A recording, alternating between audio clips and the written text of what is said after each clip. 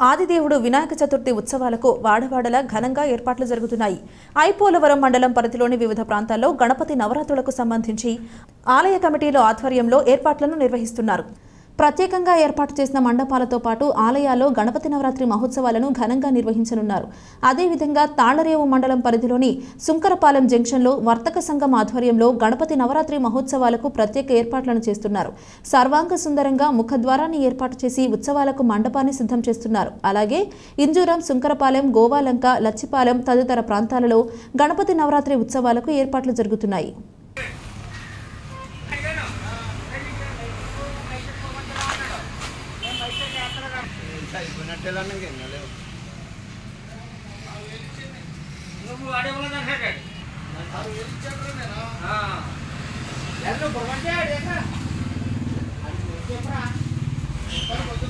లేవా